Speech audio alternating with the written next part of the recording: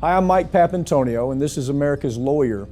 Juul e-cigarettes have been banned in the United States after it was revealed that the company lied to regulators about their products. We'll bring you the details. And President Biden, well, he signed a gun control bill that actually managed to get bipartisan support. We'll tell you about it. And thousands of people may have been poisoned over the span of several decades from a contaminated water at a military base. We'll give you the details on that. It's a tragic story. All that and more is coming up, so don't go anywhere. America's Lawyer starts right now.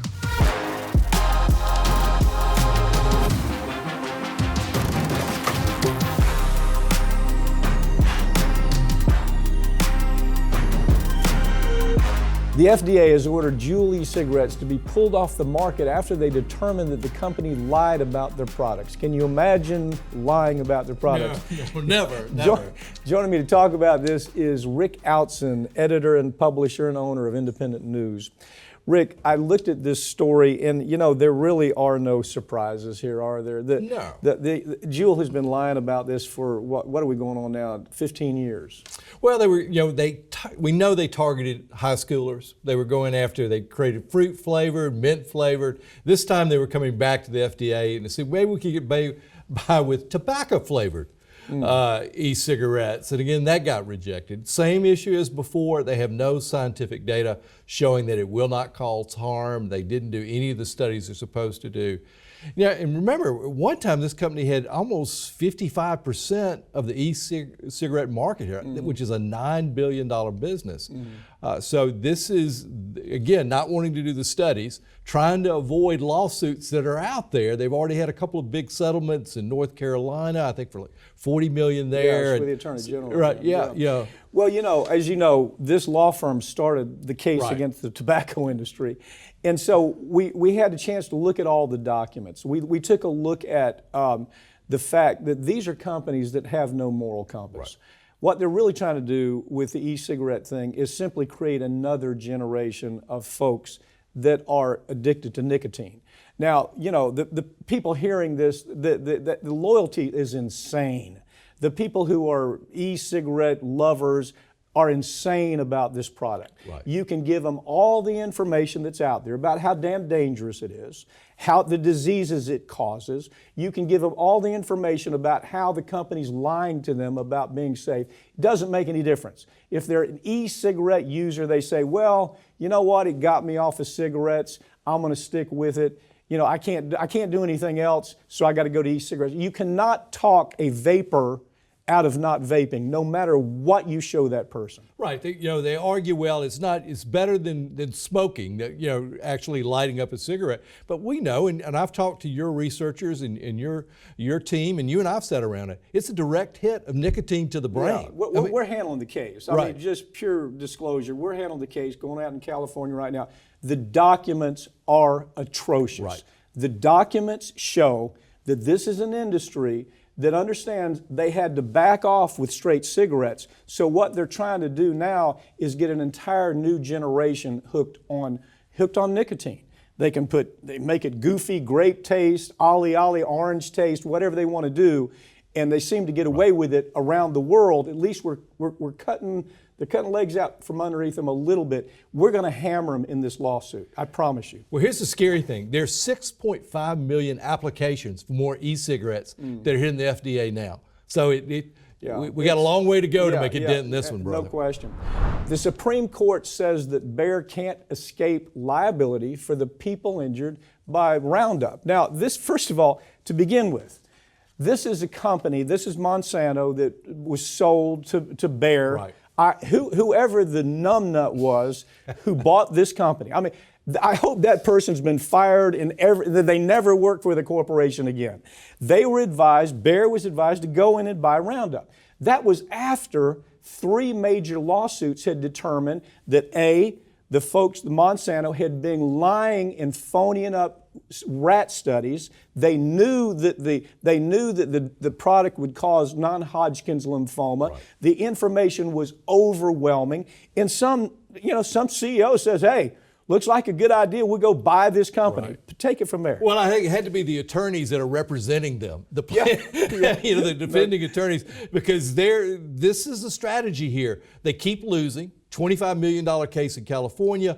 They try to go to the Supreme Court. Supreme Court says we're not going to listen to it. But this isn't the first time they've tried to take a settlement all the way up to the Supreme Court, is it, Mike? Let me give a shout out for Biden on this.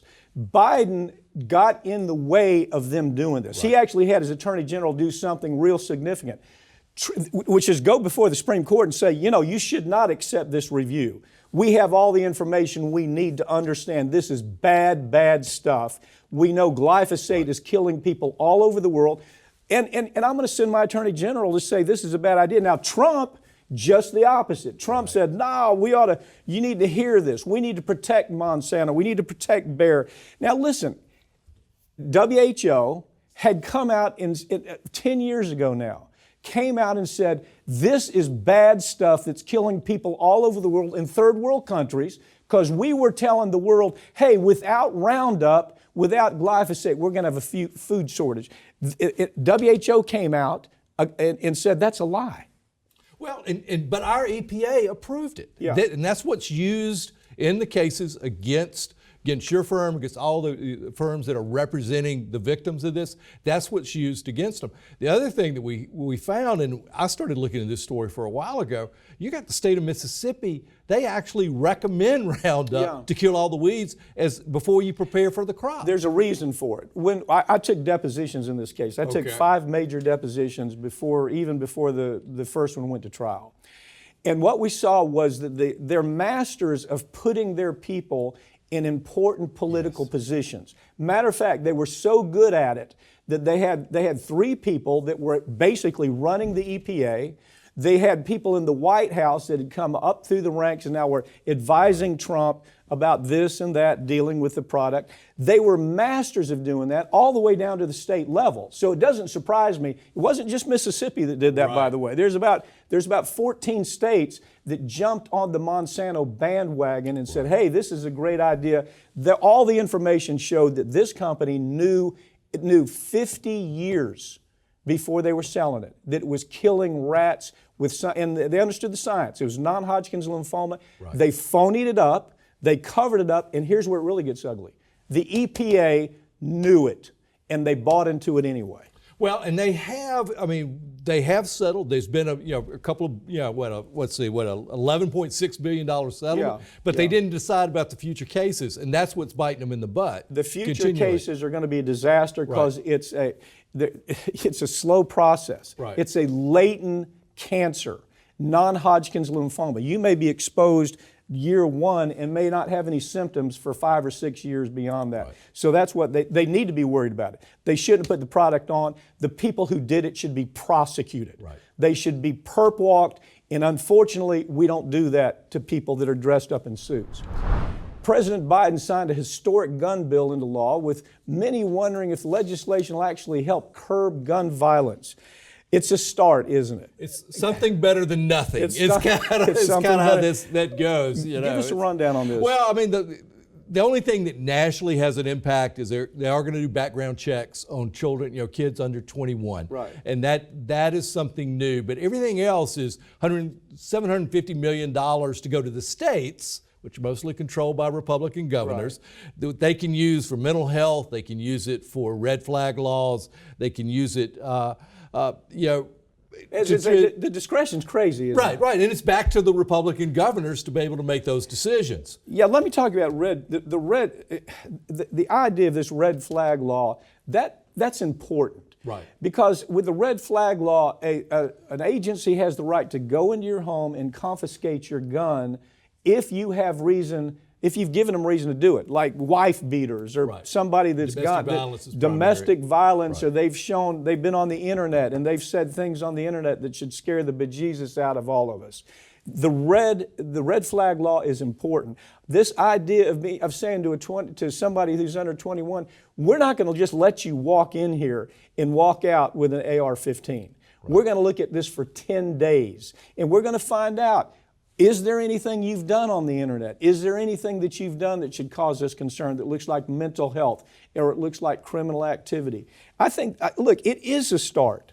And it's toughened the gun trafficking law. Right. That was the other point they brought up, in that you can't go out and buy a gun for someone else, which we've seen happen in some of these cases. The other thing that it does close that boyfriend loophole, where in these domestic violence situations, you had to be married or part of the family for that to take place. Now it sort of closes that loophole, which is a positive. And to get 15 Republican senators and 14 congressmen to step in favor is, as a good Biden move. says, there's more has to be done, Right. but it's a start. It's a good start. The part of this story that's so interesting is the gun trafficking. You know what goes on in Chicago, LA, and New York. The traffickers just take droves and droves of guns and they empty. This weekend, 51 people shot in Chicago? Right. Every weekend you see that. Well, what's happening? They know that it's gang on gang in Chicago. Nobody seems to care that 35, 40 people get shot every week in Chicago. Same thing goes out in places like LA and New York. And there's nothing being done about it because if you think about it, the numbers of guns moving into those key areas it's being trafficked, knowing that it's going to be used for gun violence, gang on gang. Right. So nobody, what the heck? Everybody says, well, that's not our problem. We don't live in that part of the city. We live in the gated communities. Inflation is out of control, but a new report says that price gouging is even worse. God, if this doesn't just infuriate you, I don't know what would. Go ahead and jump into this story. We've been told that businesses are victims of the economy. The pandemic's hurt them. The supply chain has caused shortages.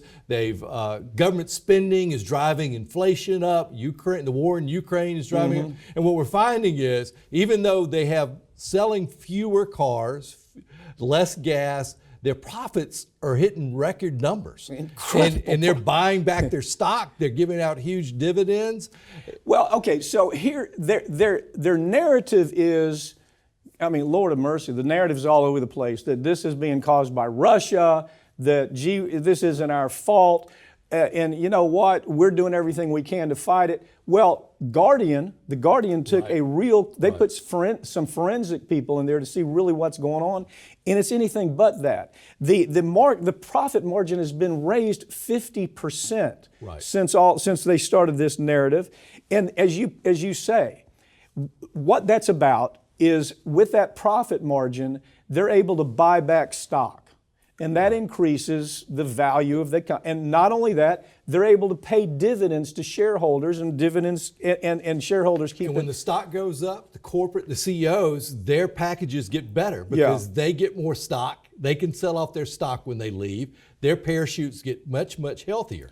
Chevron, 240% spike in profits, 240%. As a matter of fact, it's the best. They had the best 2 quarters that they've had in the history of the company. Right. Nike, the public social responsibility company, 51% increase, and it's still continuing to climb. Steel Dynamics. This is a company that touches almost everything that's made with steel. Right. Their profit margin jumped 809%. 809% is their profit increase since all this started. Dr. Pepper, 83%. You're looking at Hershey's, your Reese cups. They have gone up 62%. They did a $200 million stock buyback at Hershey's. Here's the point. These are companies that have massive capital. Right. They can operate in low profit times. If they were asked to do it, if they were forced to do it, if Biden would take some action and punish a few of them, and they got the picture, it's not like they're going to go out of business or even have any difficulty during this downtime. They have this massive amount of money that's put into their company that's available to them anytime. But rather than doing that, what's socially responsible, they say, well, we're just gonna rape and pillage right now because we can. Right, and anybody who challenges them, we're called business bashers. If you try to question it, Bernie Sanders has caught on to this. Elizabeth Warren has caught on to it some, but their voice is in the wilderness. There's not a lot of momentum out there. So what ends up happening is what they're trying to do, and this is really scary, is to create a new norm. In other words, once you get used to paying that higher thing for a box of cereal, you're used to it. And so you're going to do it anyway. And when you have competition that's not there because one company owns all the cereal, it's not as if a competitor is going to come in and say, well, we're not selling our cereal for as much money, so buy our cereal. There's not an alternative. The alternatives are so limited. And these companies are using this opportunity to rape and pillage. And unfortunately, nothing's coming out of the White House. The White House can do something about this. When Chevron said we're making a 240% profit because of the suffering that people are going through in gas lines, he ought to understand that this seals the fate of the Democrats in the midterm if he doesn't get us under control. Right. This is kitchen table politics where we've got to go. Yeah. You know, before you take off, give me just a quick on Clarence Thomas. As I look at not just the abortion issues, I look at everything coming out of the Supreme Court right now. You go, what's up with this guy? Go ahead. Well, he set the stage. He wants us to look at. He wants the Supreme Court to look at same-sex marriages, look at the right to contraception. Now, Roe versus Wade, we know almost 60% of the American public believes that was a bad decision. To overturn that. But we know that over 70% believe in the right of same-sex marriage. Over 90% believe in the right to contraception, that it should be made available universally. Are they reading this into Clarence Thomas, or has he made statements? No, he cited the cases he wanted to go back and see, and these are the cases. What would they be, Rick, specifically? What types of, I mean, obviously big social issues. Well, it was Griswold in Connecticut, which was about the government cannot interfere with the people's right to procure contraceptives. That's the oldest one. That's 1965. 2003, Lawrence versus Texas, where they effectively, they overturned a Texas law that said that people of the same sex could marry. So these are the cases and he's saying, I want to go back and look at I want to go back and look at those. Okay. That's why they have a lower approval rating than Biden. The Supreme Court does. Yeah. Thanks for joining me, okay? Good to be here.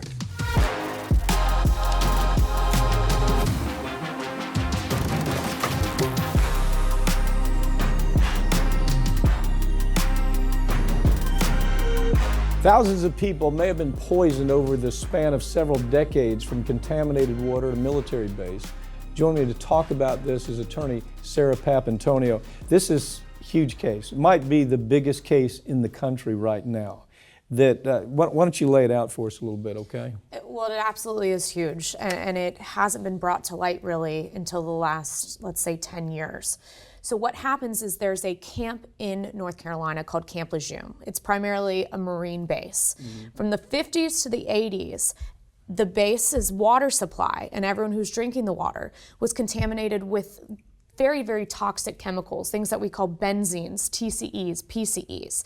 That went on for 30 years. So for 30 years, Marines, veterans, and their families were ingesting these toxic chemicals without knowing about it. Yeah. So just today, 50 years later, we're really learning just how bad and just what kind of an effect these toxic chemicals are having on those veterans and those families that were stationed there. What's interesting about this, Sarah, is every one of the chemicals you just mentioned, if you go buy it in however you go about getting it, it has a skull and crossbones on it. This is what people were drinking. Entire families were coming down with illnesses. Now, first of all, there's 9 million service individuals that were exposed to this, right? Right, we're talking about the span of 30 years that these people had no idea what they were ingesting. And when you're talking about a military base, people are coming and going. So up to 9 million people have been exposed to these dangerous toxins. Yeah, vinyl chloride, as you pointed out, benzene, tetrachloroethylene, which is, all of these things this is the type of stuff that they use to kill rats, basically. And this is what these folks were drinking. It was detected in 1982, is that right? That's correct. And what did they do in 1982? Did anything activity-wise take place after that? So they became aware of the issue in 1982, and they really didn't do much about it until the late 1980s. And that's when we had a group of scientists come in and actually measure the levels and measure the rate or quantity of exposure that these people had. And I hate to say this, but really when you talk about these chemicals and you talk about the rate at which they were exposed, it is shocking. Well, I see one, for example, TCE, which you would agree is actually one of the worst. that there's the accepted threshold. In other words, the number that the EPA gives, which to me is meaningless because they're a bunch of dopes, but even they say you should not have more than 5 parts per billion in that water. TCE was 1,400 parts per billion that families were drinking, they're bathing in it, they're swimming in it, they're watering their garden with it.